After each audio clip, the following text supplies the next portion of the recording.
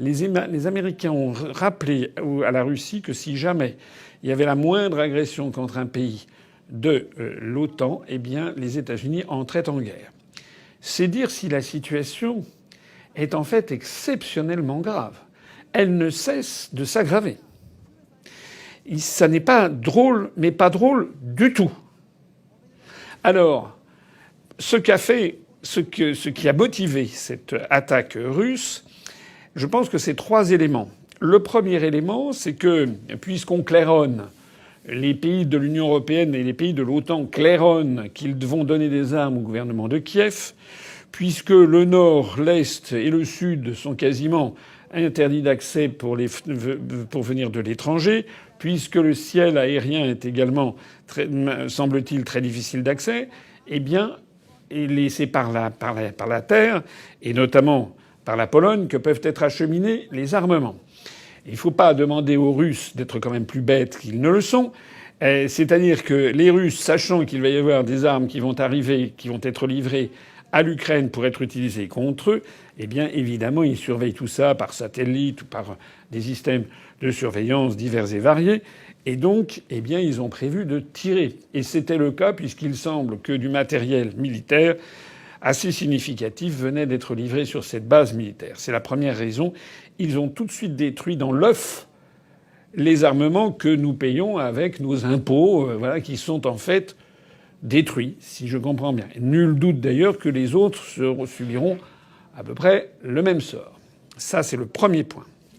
Le deuxième point, c'est que, en faisant cela, les Russes ont permis de révéler à la planète entière ce qui était, paraît-il, un faux, c'était, paraît-il, une fake news, c'était des propos de complotistes.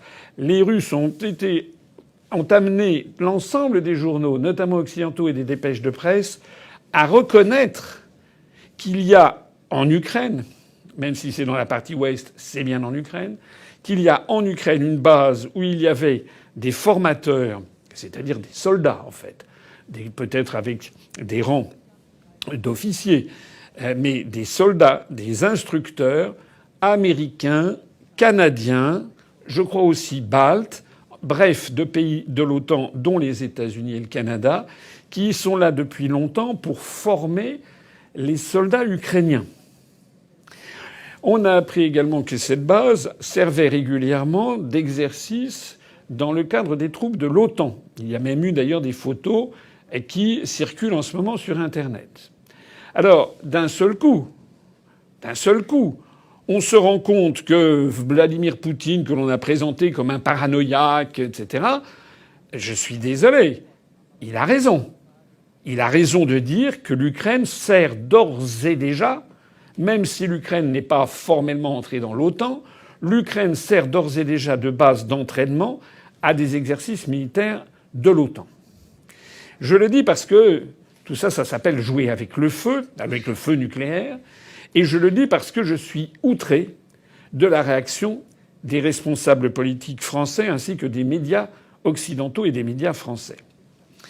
Le troisième point qui découle de cette intervention militaire russe, de ce bombardement, c'est que la Russie vient de montrer qu'elle n'hésitera pas à monter en puissance. Je pense qu'il vient de se passer un tournant, parce que pour la première fois, on voit les Russes qui bombardent une cible militaire importante, qui, d'après le bilan, aurait fait déjà 35 morts, à quelques kilomètres d'un pays de l'OTAN. Et pour répliquer, en fait, à la présence sur le territoire ukrainien de formateurs américains, canadiens et de membres de l'OTAN. Cela signifie, et je pèse mes mots, que les Russes envoient un message sans fioriture, à la fois à Washington, à la Commission de Bruxelles, au gouvernement de Berlin, au gouvernement de Paris, mais aussi à Londres et puis à tous les gouvernements européens qui sont dans l'OTAN. Les Russes viennent d'envoyer un message comme quoi qu'il arrive, ils ne laisseront pas passer l'Ukraine dans le cadre de l'OTAN. Je l'ai déjà dit 10 fois lors d'interventions télévisées. Et donc que les Russes sont prêts à tout. Alors, je voudrais maintenant m'adresser ici avec une certaine colère rentrée contre les dirigeants politiques français et contre les médias. Est-ce que vous vous rendez vraiment compte de ce que vous faites? Nous avons affaire à la première puissance nucléaire planétaire. Nous avons affaire au peuple russe. Nous n'avons pas affaire uniquement à Vladimir Poutine. Nous avons affaire à toute la hiérarchie militaire, tout l'état-major russe. Une très grande partie du peuple russe, quoi qu'on en dise dans les médias occidentaux, soutient Vladimir Poutine. Vladimir Poutine n'est pas Hitler. Vladimir Poutine n'a jamais dit qu'il s'attaquerait à des pays de l'OTAN. Vladimir Poutine a toujours dit que la Russie avait besoin d'une zone de protection et donc a toujours demandé que l'Ukraine n'entre pas dans l'OTAN. Accessoirement, bien sûr, que les républiques autonomes de l'Est, qui sont bombardées depuis 8 ans par le régime de Kiev, eh bien, soient considérées comme autonomes ou indépendantes. Et bien sûr que Kiev reconnaisse le rattachement de la Crimée à la Russie. En attendant, le point fondamental, c'est que l'Ukraine ne doit pas entrer dans l'OTAN. Et que les Russes ne transigeront pas, dussent-ils aller jusqu'à la guerre nucléaire. Dussent-ils aller jusqu'à la guerre nucléaire. Alors moi, je voudrais ici quand même que les esprits se refroidissent. Est-ce que l'on comprend ce qui se passe? Est-ce que l'on comprend que l'Occident et l'Union européenne sont en train de chauffer les esprits des populations au point qu'elles imaginent qu'il serait assez normal d'avoir un conflit nucléaire avec la Russie pour que l'Ukraine, qui n'entrera pas dans l'Union européenne, d'ailleurs les pays de l'Union viennent de le dire, pour que l'Ukraine puisse éventuellement adhérer à l'OTAN. On voit bien qu'il y a ici une partie de bras de fer énorme qui se produit. On voit bien que ce qui compte, ce n'est pas du tout la liberté de l'Ukraine et la démocratie en Ukraine. Les Occidentaux s'en fichent pas mal.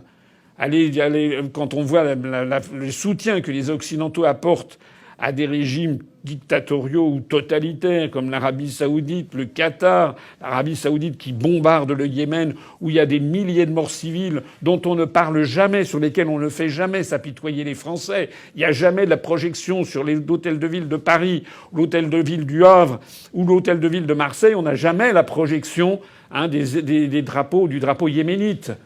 Pourtant, il y a, depuis 2015, plus de 10 300 enfants qui ont été tués par des bombardements de Saoudiens avec des armes françaises et américaines. Si les Occidentaux sont prêts à aller jusque-là, c'est bien parce que l'objectif de toute cette opération, l'objectif de la présence de troupes de l'OTAN et américaines en Ukraine, c'est bel et bien l'objectif d'attaquer la Russie. Que propose Mme Pécresse quand elle dit qu'il faut stopper le dictateur Poutine? Que propose-t-elle concrètement? Nous prenons des mesures, des sanctions économiques et financières. Tous les jours montrent que ces sanctions vont essentiellement frapper les Français, les Allemands, les Italiens, mais particulièrement les Français comme d'habitude. Particulièrement, nous serons les dindons de la farce. Nous voyons s'envoler le prix du gaz, du pétrole, des hydrocarbures, bientôt le prix des céréales, ça a déjà commencé, le prix de tous les métaux est en train de flamber, l'inflation arrive, l'inflation gagne, le niveau de vie des Français va rétrograder à toute allure. Et tout ça pourquoi? Pour que l'Ukraine puisse entrer dans l'OTAN. Il est absolument inadmissible que nous risquions d'entrer en conflit nucléaire avec la Russie pour des raisons qui échappent complètement au peuple français. Est-ce qu'on se rend compte de ce que ce serait une guerre nucléaire? Est-ce que les Français s'en rendent bien compte?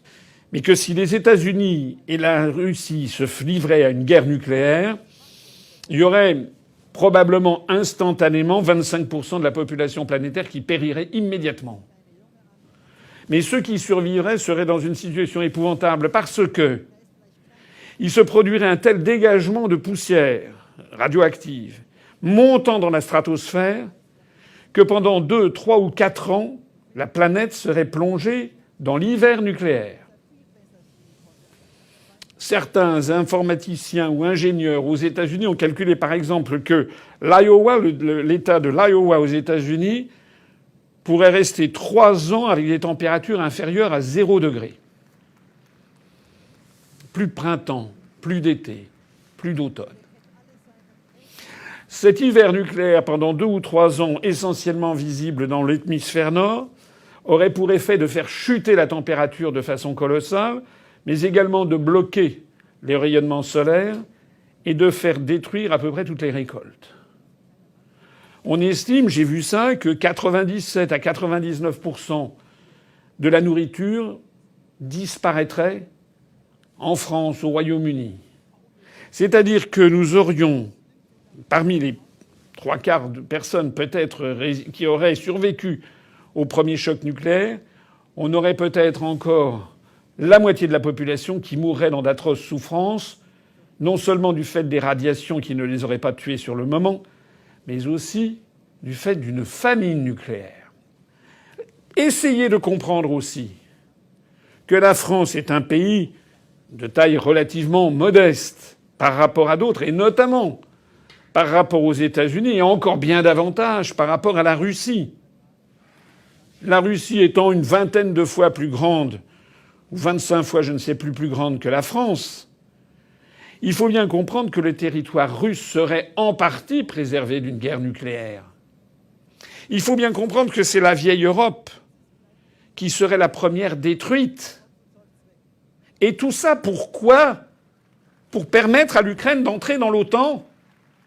Je suis absolument scandalisé qu'il ne se trouve pas un seul candidat à l'élection présidentielle pour dire ça ne va pas, pour dire qu'il faut arrêter tout de suite. L'Union européenne ne doit plus livrer une seule arme à l'Ukraine. L'Union européenne ferait bien de s'inspirer de l'exemple qu'a donné le Premier ministre israélien, Naftali Bennett, qui est allé en Russie discuter avec Vladimir Poutine. Il en est sorti en disant « M. Poutine n'est absolument pas paranoïaque, il est parfaitement rationnel ». Après, il est allé voir Zelensky en Ukraine. Et il lui a dit « acceptez les 4 points de la Russie ». Je les rappelle, les 4 points. Démilitarisation de l'Ukraine, refus d'entrer, engagement comme quoi l'Ukraine n'entrera jamais dans l'OTAN, et adoption donc d'un principe de neutralité dans la constitution ukrainienne, reconnaissance des républiques du Donbass, reconnaissance du rattachement de la Crimée à la Russie. La Russie, Vladimir Poutine n'a jamais varié sur ce point. Alors, je trouve qu'il est absolument inadmissible qu'alors même que nous sommes dans une élection présidentielle, ces sujets où il est question rien de moins peut-être que de maintien de la vie sur Terre, de la destruction de toute civilisation sur le continent européen et peut-être sur l'ensemble de l'hémisphère nord, il est dingue en fait que ce soit traité avec frivolité. On a vu M. Macron riant aux éclats dans la Galerie des Glaces à Versailles, tenir des propos devant les médias, alors devant les télévisions françaises, jouant comme ça le père de la nation, c'est très inquiétant, je suis pessimiste. Et ensuite devant des télés étrangères, I am definitely optimistic, ça veut dire je suis absolument optimiste. Je suis inquiet, pessimiste. Mais il a aussi fait une déclaration à la presse étrangère. Avec le président. Avec Vladimir Poutine, vous avez vu la possibilité d'espoir. C'est possible de répondre en anglais, s'il vous plaît. If you want. Et on sait ce qu'il va répondre. Pessimiste en anglais se dit pessimistique. You know, I'm definitely optimistic. Qu'est-ce que c'est que ça ? la France est tenue par une bande de gamins. Ils ne se rendent pas compte de leurs actes, ni de leurs propos.